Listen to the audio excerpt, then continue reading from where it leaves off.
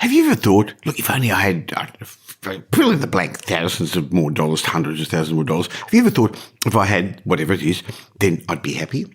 Maybe it's a bigger house, maybe it's a nicer car, maybe it's a heftier weekly paycheck. It's easy to think that something or more of something is likely to make you happy once you obtain it. So, does money really buy you happiness? Well, researchers have been asking this question for decades, and fortunately their findings can provide a great amount of insight on the subject.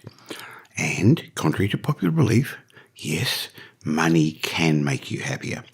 A report in the Journal of Consumer Psychology looked at that age-old question of whether money can buy you happiness, and they found the answer was a very loud yes. In fact, the study concluded that if money doesn't make you happy, then you're probably not spending it right. Now, sounds pretty obvious to me, but the study found that one of the keys on how money can make you happy is to understand the importance of spending it on things that make you happy instead of things that don't.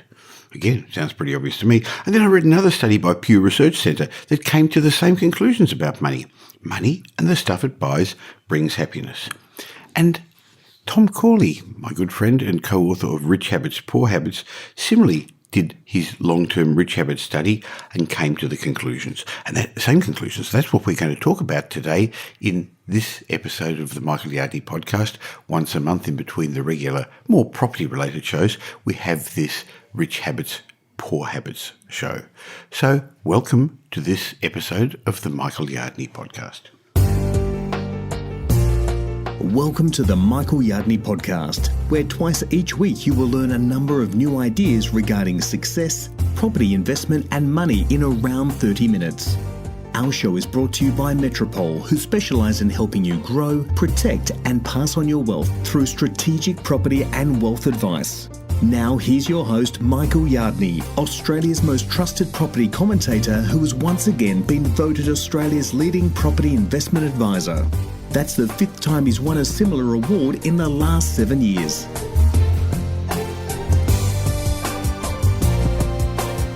I'm about to shatter your understanding of happiness.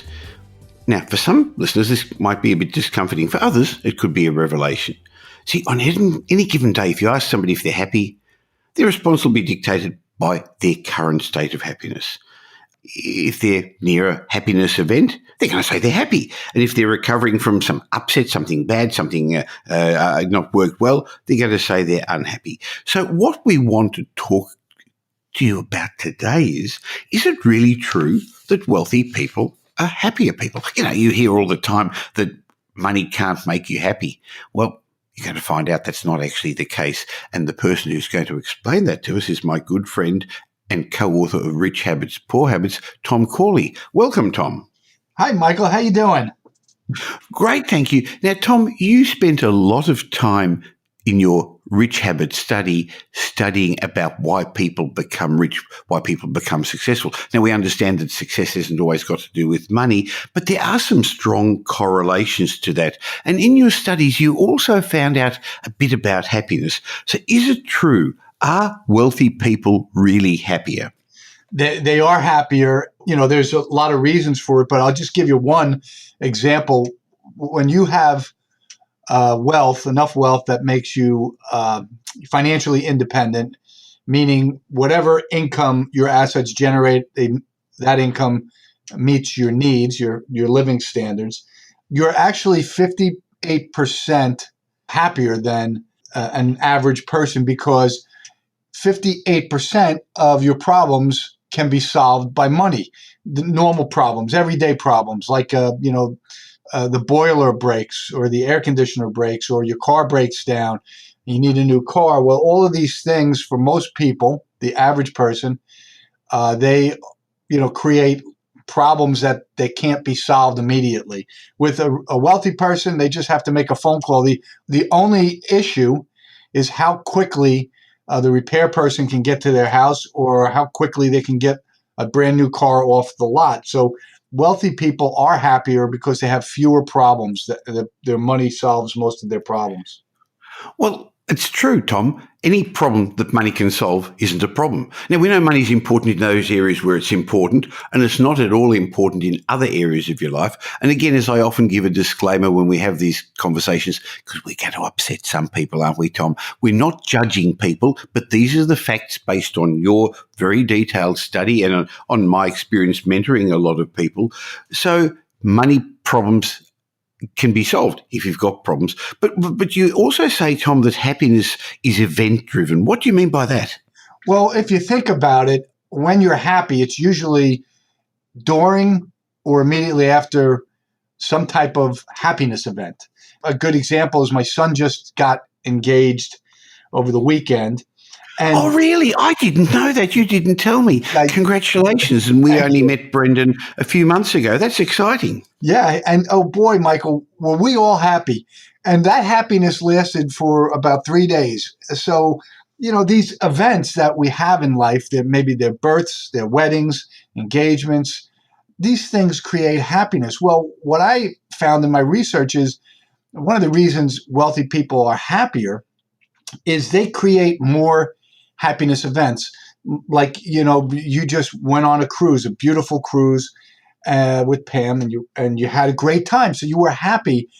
A lot of people can't afford to do a cruise like you did. So what you did is you actually created a happiness event because of all of your success. Wealth was able to create a happiness event for you. Well, we have a lot of people in New Jersey who buy vacation homes down by the shore, the Jersey Shore. Well, every weekend is a happiness event for them because they have their family and their friends visiting them, and they're also, in the beach by the water, which they love. So they're creating these happiness events with their wealth, and so the wealth does buy more happiness. If it doesn't buy it, at least rents it because you get it for a short time, don't you? That's right. Yeah, you actually can't buy happiness, but you can rent it. Okay, so to understand the importance of happiness events, what causes happiness? So we know, or at least the science on happiness is becoming very clear. About 50% of your happiness is genetic. It's driven by your DNA and your genes. So there's a baseline of happiness that you're just born with. Some people. Now, I'd agree with that, Tom, because some people always seem to, the glass is half empty while others are glass is half full. So it does seem to be something inbuilt in certain people, isn't it? That they just can't see the good in things. That's right. That's right. So they have, some people just have a happiness baseline that is, very high and they're always happy. And some people have a happiness baseline that's very low. And so they tend to be less happier.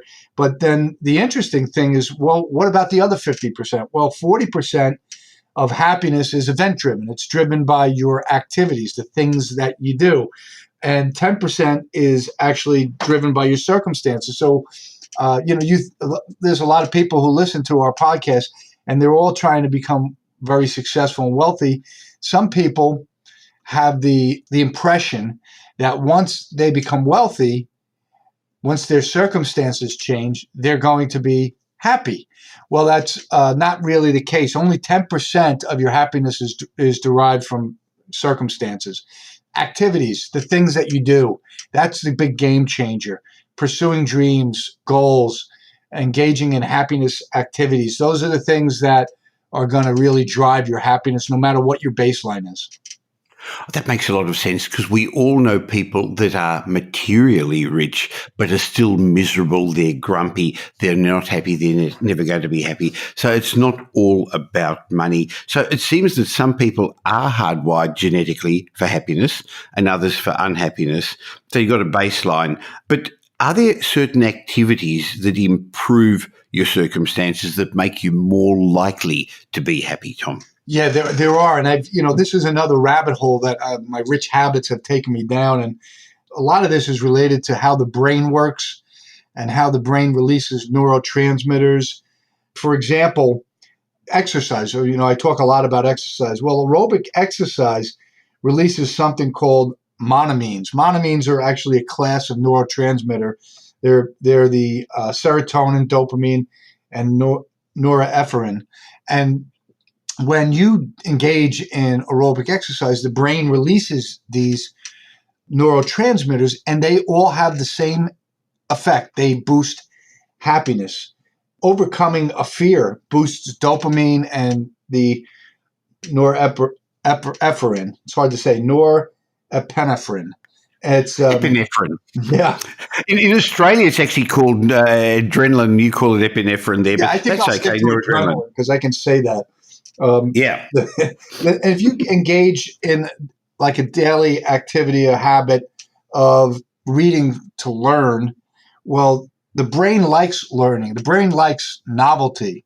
It's one of the reasons why human beings are so successful is we're always experimenting. We're explorers. That there's a reason why we're explorers. The brain loves novelty, and when you pursue novel activities or learning, it boosts your dopamine. Relationships, if make a habit of building relationships with other success-minded, optimistic, upbeat individuals, you're actually boosting your serotonin neurotransmitter, and also mentoring others and helping others. You and I do a lot of charity work.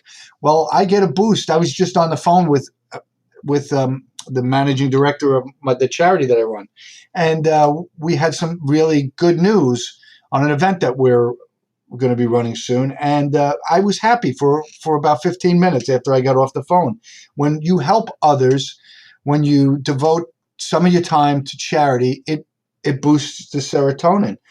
Solving problems, when you overcome a problem or you overcome a fear, it boosts the dopamine. Receiving an award for something, if you work hard, like you and I have written books, you've done so much great work there in Australia with property development.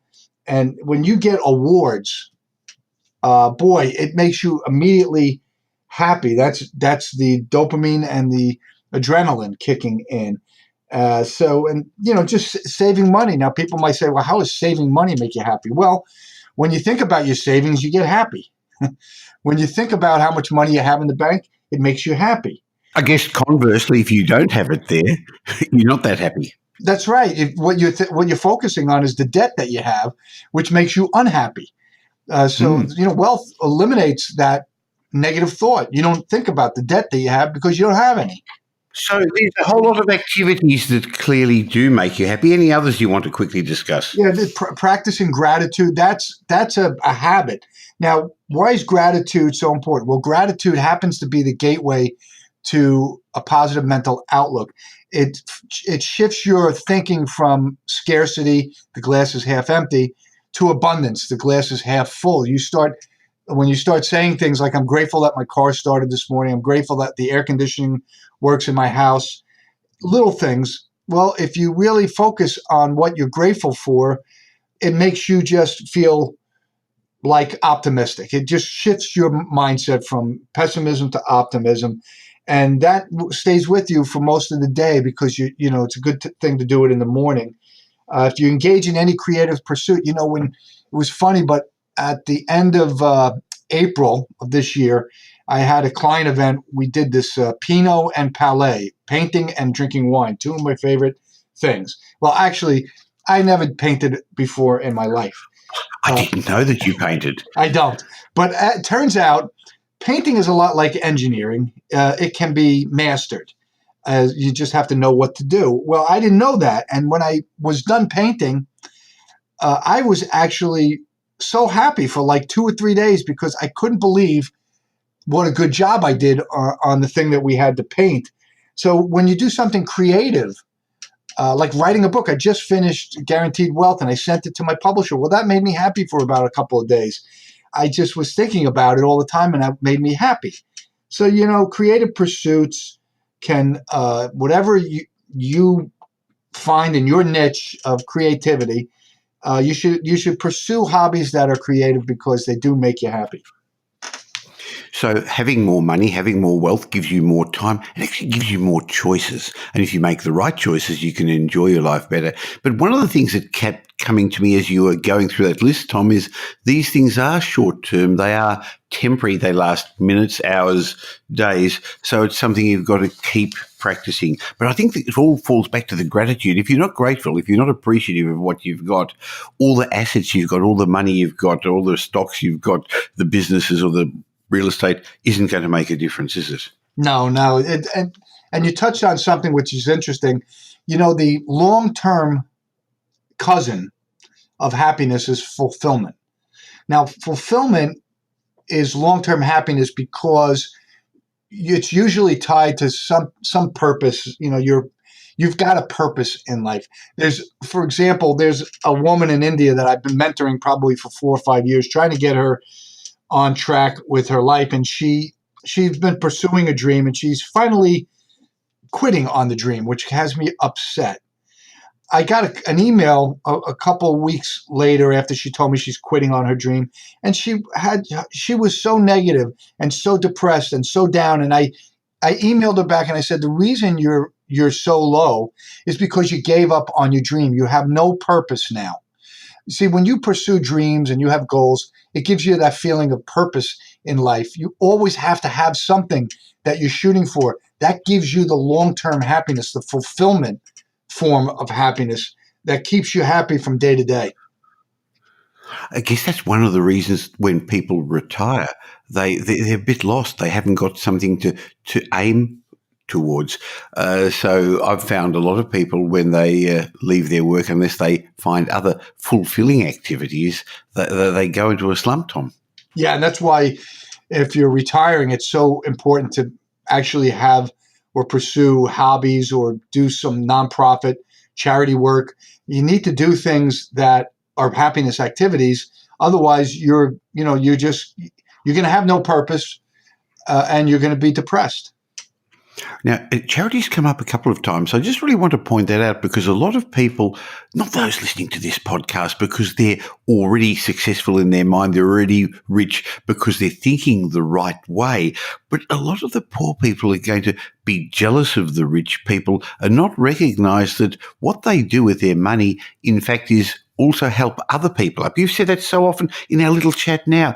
The mentoring that you're doing, the education that you're giving people, your aim in life is to actually bring more people up to a good level rather than spread the money downwards as some segments of our society are trying to do.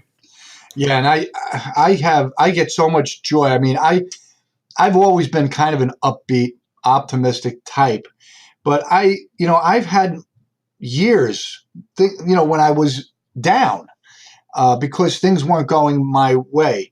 But I have to tell you, since I've been on this journey, on the Rich Habits journey, particularly since 2012, when things really started to go well, I've really been motivated and stimulated and felt fulfillment.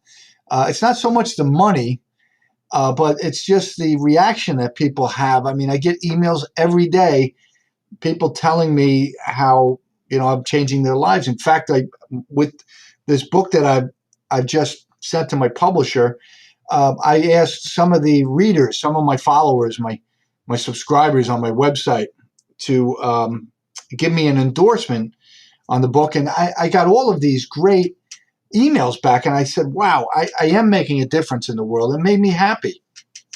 Well, you definitely are, because you've written many books and you've got your great website, richhabits.net, that people should subscribe to, because every day, regularly, religiously every day, something good, positive comes from you. You also, of course, write on my property update blog, but we have these podcasts. But a great way of learning more is getting our book, the book Tom and I wrote together, Rich Habits, Poor Habits, and you can get that at richhabitspoorhabits.com, or you can get it online at Amazon, but you can get a physical copy through richhabitspoorhabits.com. And of course, Tom's got a whole range of other books, and I'm really looking forward to reading the next one, Tom. So the bottom line really is that don't feel guilty about becoming richer. you will be happier, but you'll also be able to make other people happier and bring people up to your level, Tom. That's right. Money buys happiness for other people too. When you have the ability to share your wealth with the event that we're working on, for example, we've gotten commitments for about 50,000 in sponsorships. And those wealthy people who are giving that money for the sponsorships, they're doing it because they know it makes them feel good. So I think it's important to focus on wealth in a positive light. There's so much good that can be done with wealth. You can help so many people, and so it should be it's a heroic pursuit, in my opinion. And it's an ongoing journey, so join us once a month for these Rich Habits, Poor Habits podcasts, daily for Tom's blog at richhabits.net, and daily for information from me about money, success, and property investment at Property Update. Thank you so much, Tom. Look forward to our chat again next month. Yeah, same here, Michael. Thank you. Well, there you have it, another great chat with Tom Corley, and hopefully now you're going to be more comfortable making money. That's one of the aims of my regular podcast, to make you more financially fluent so you can earn more money, but you've also got to be more comfortable with it. And that's why we spend quite a bit of time talking about the psychology of success. So as I said, money's important in those areas of your life where it's important, and not at all important in other areas of your life. But don't be ashamed of making money and then using it for good things, good times for you, your family, the community, and charity. And if you enjoyed today's show, let's help other people be more comfortable with money by passing the message on. In every podcast app, there's a share button. Just click it and do something and tell somebody about the show. And similarly, I love it when you leave reviews, and when you do, if you leave it on iTunes or wherever you leave your reviews, and if I read it out, I'm going to say thank you by gifting you one of my books, as I'm going to Teshua392, who left a review on Apple Podcasts saying, "This podcast offers educated and relevant insights for investors. Loving the macro updates and your thoughts." Well, thank you for that comment. And if you email me, michael@metropole.com.au, I'd be more than happy to give you one of my books. Maybe you'd like Rich Habits, Poor Habits, that great international bestseller now that we've got with Tom Corley. In between these podcasts every day, you can get insights into money, success, the psychology of money, but also property and the deeper economic issues in my daily property update newsletter, propertyupdate.com.au. And twice a week, I'm going to be back sharing my thoughts with you on this podcast, the Michael Yardney podcast. So in the meantime, have a great week. Make it a great week. Thanks for listening to this episode of the Michael Yardney podcast, which was brought to you by Metropole, who help their clients grow, protect, and pass on their wealth through strategic property and wealth advice. If you like what you heard and don't already subscribe, you'll find us on iTunes or on your favorite Android app as the Michael Yardney podcast. Watch out for our next show, which comes to you twice a week, and you'll learn some new ideas about property investment, success, and money in around 30 minutes. To get more of Michael's thoughts, go across to www.propertyupdate.com.au and sign up for his daily morning briefing, and you'll hear from not only Michael, but a group of leading property success and money experts. And just a reminder that the information you heard in this show today is general educational advice and not specific investment advice, as we don't know your personal circumstances. If you're looking for specific advice, why not ask the team at Metropole to help you?